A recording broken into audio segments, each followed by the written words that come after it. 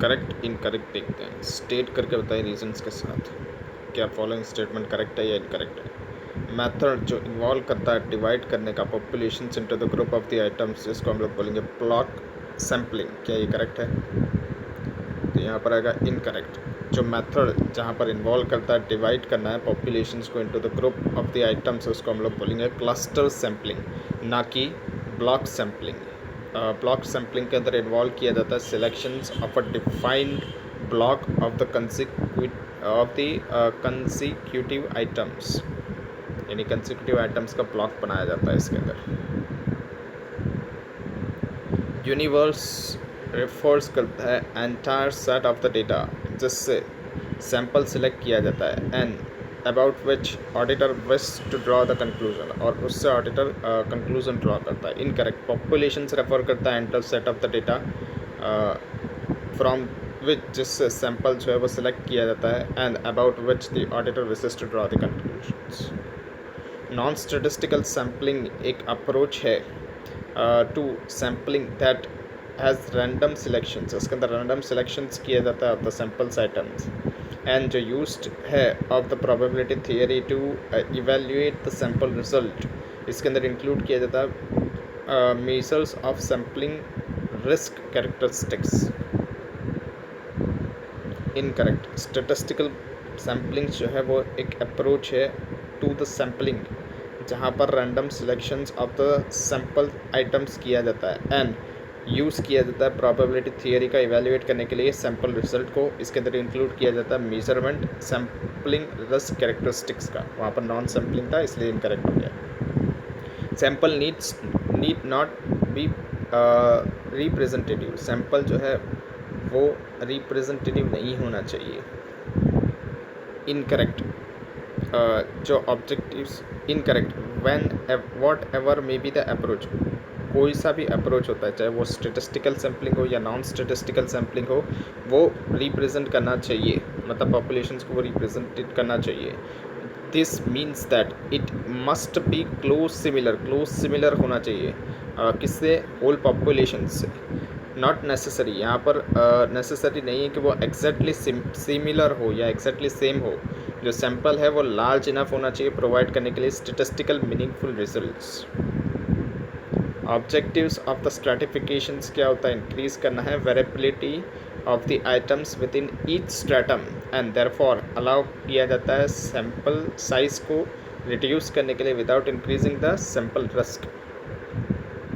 Incorrect, जो objectives होता है स्ट्रैटिफिकेशंस वो क्या होता है? रिड्यूस करना है variabilities of the items within each stratums, and therefore वो अलाउ करता है सैम्पल साइज को रिड्यूस्ड करने के लिए without increasing the sample risk.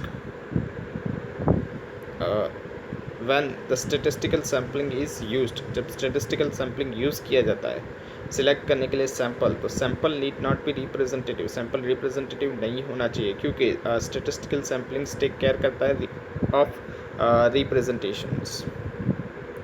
तो यहाँ पर क्या आएगा? Incorrect. What ever may be the approach, चाहे स्टेटिस्टिकल हो या तो नॉन स्टेटिस्टिकल हो, सैम्पल जो है वो रिप्रेजेंटेटिव होना चाहिए। इसका मतलब वो क्लोजली सिमिलर होना चाहिए पूरे पॉपुलेशन से, नेसेसरी नहीं है कि एग्जैक्टली सेम हो। सैम्पल जो है वो लार्ज इनफ होना चाहिए प्रोवाइड करने के लिए स्टेटिस्टिकल मीनिंगफुल रिजल्ट्स, यानी उससे स्टेटिस्टिकल मीनिंगफुल रिजल्ट निकलना चाहिए। Stratified sampling is used for homogeneous populations, क्या स्ट्रेटिफाइड सैम्पलिंग यूज़ किया जाता है होमोजीनियस पॉपुलेशंस के लिए? इनकरेक्ट, स्ट्रेटिफाइड सैम्पलिंग यूज़ किया जाता है जब पॉपुलेशंस डाइवर्सिफाइड होता है, मतलब हेट्रोजीनियस होता है। पॉपुलेशंस को डिवाइड किया जाता है सब पॉपुलेशंस के अंदर जहाँ पर सिमिलर कैरेक्टरिस्टिक्स होती है, मतलब होमोजीनियस के अंदर किया जाता है। सेम सैम्पल्स जो होता है उसके अंदर से फिर चूज़ किया जाता है, किसके अंदर से? सब पॉपुलेशंस के अंदर से, जिसको हम लोग स्ट्रैटम बोलते हैं। देयरफॉर जो स्ट्रैटिफाइड सैम्पलिंग है वो यूज़फुल नहीं होता in case of homogeneous populations के अंदर यूज़फुल नहीं होता। Non-statistical sampling is considered to be more scientific than statistical sampling.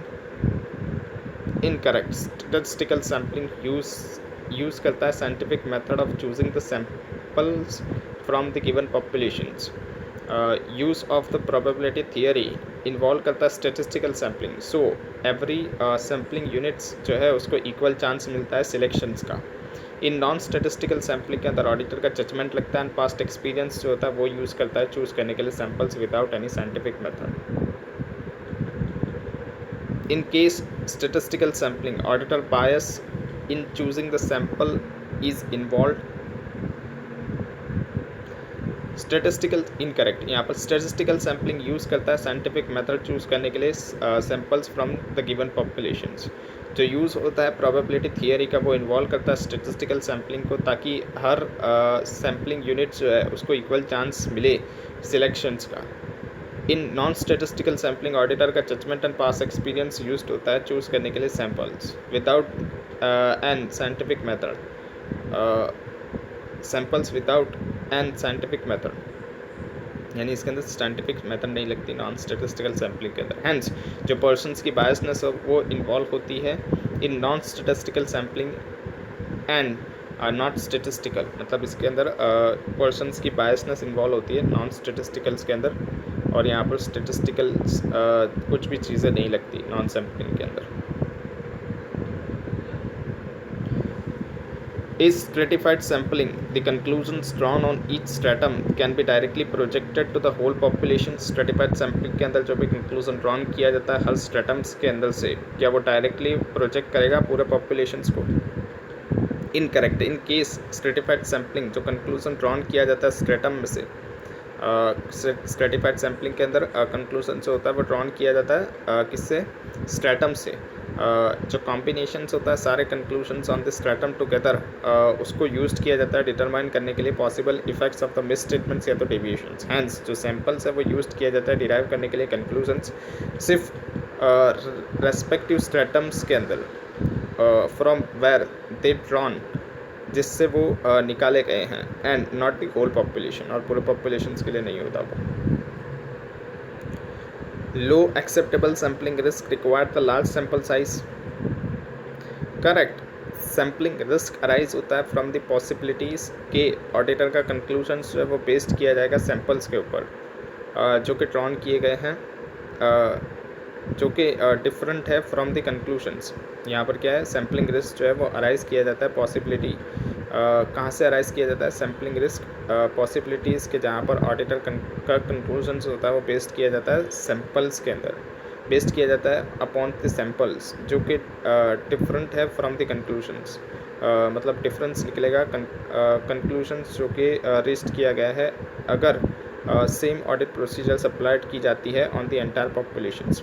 मतलब कि सैंपल से जो रिज़ल्ट निकल रहा है उसके अंदर डिफरेंस आएगा किससे? जो भी अगर सेम ऑडिट प्रोसीजर लगा के पॉपुलेशंस के अंदर से रिज़ल्ट निकाला जाए तो उसके अंदर से डिफरेंस आएगा, इसको क्या बोलेंगे? सैंपल रिस्क बोलेंगे। If the acceptable sampling risk is low, अगर एक्सेप्टेबल सैम्पलिंग रिस्क लो होता है तो लार्ज सैंपल साइज़ की ज़रूरत होती है। अगर उसको लो करना है तो लार्ज सैंपल साइज़ की ज़रूरत पड़ेगी। What is the meaning of sampling? Sampling का मीनिंग क्या है? डिस्कस कीजिए method of the sampling explain करके 530 के हिसाब से ऐसे meaning of the audit sampling दिखा देना है, और methods of selecting the sampling जो है वो बता देना है इसमें। With reference to the standards on auditing, ऐसे 530 के हिसाब से जो requirement relating to the audit sampling है, सैम्पल की डिज़ाइन, सैम्पल का साइज एंड जो selections of the items for testing वो बताना है। तो ऑडिट सैम्पलिंग की डिज़ाइन, सैम्पल का साइज और selections of the items of the testing यहाँ पर एक्सप्लेन कर देना है। While planning the audit of S Limited, you want to apply the sampling techniques. What are the risk factors? कौन सा रिस्क फैक्टर्स होंगे जो आपको माइंड के अंदर रखने पड़ेंगे?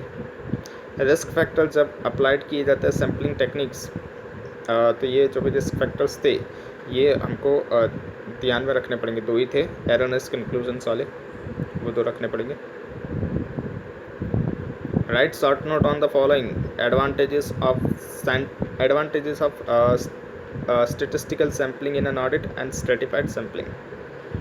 तो ये दोनों को यहाँ पर एक्सप्लेन कर दे रहा है।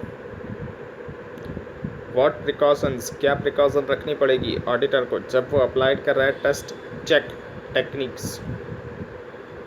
तो प्रिकॉशन टेकन करनी पड़ेगी जब वो अप्लाइड कर रहा है टेस्ट चेक टेक्निक्स, वो कौन सी होगी, तो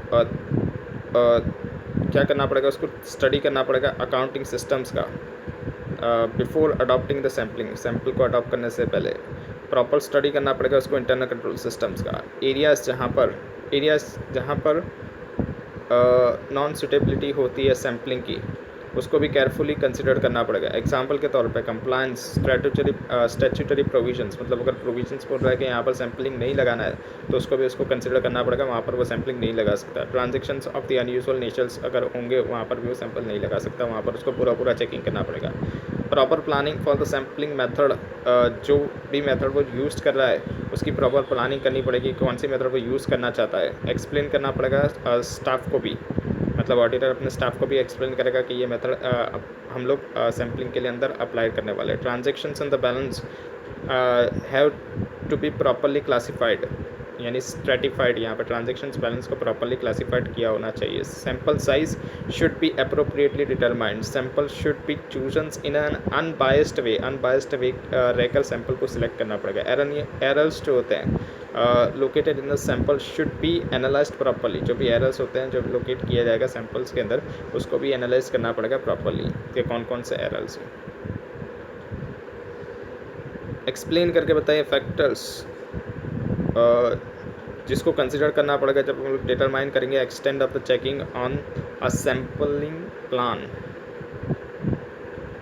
तो फैक्टर्स जिसको कंसिडर करना पड़ेगा वो फैक्टर्स यहाँ पर नीचे दिए गए हैं, इसको बता देना है फैक्टर्स को।